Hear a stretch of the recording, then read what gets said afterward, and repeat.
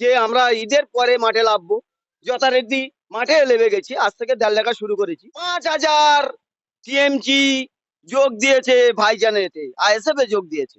দেখুন, সে একটা ওপর লেভেলের নেতা, সে নিজে এসে দেয়াল লিখছে।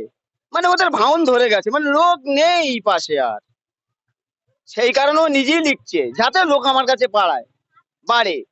কিন্তু জানে তো, এলাকার লোক জানে ও এক সন্ত্রাস গুন্ডা। ও মমতা ব্যানার্জি বলেছিল যে জগৎ মোল্লা তুই বোম মারা ছাড়া কিছু করতে পারিসনি, নিজেই এমপি তিনি বলেছিল। আর ওর বিষয়ে কি বলবো? এই যে বলছেন যে ভাঙড়ে আইএসএফ বলে নেই, তারপরে আপনারা দেয়াল লিখছেন, কি ভোট পাবে মনে হচ্ছে? আইএসএফ বলে নে, কে বলছে এটা? ও নিজেই ভোট পাবে না হয়তো, ও নিজের মাটি পাতলাতে সরে গেছে।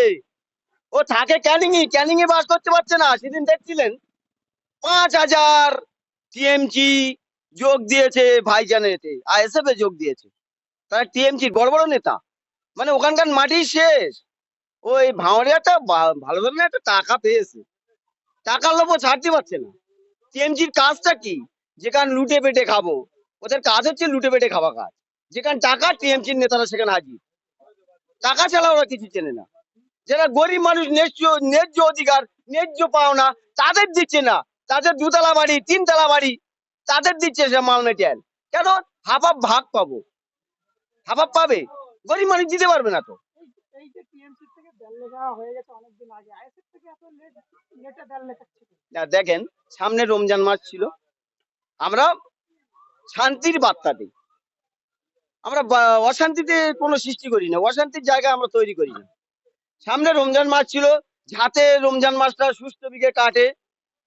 রমজান মাস চলে গিয়েছিল, আমরা বলেছিলাম যে আমরা ঈদের পরে মাঠে নামবো, যথারীতি মাঠে নেমে গেছি। আজ থেকে দেড় লেখা শুরু করেছি।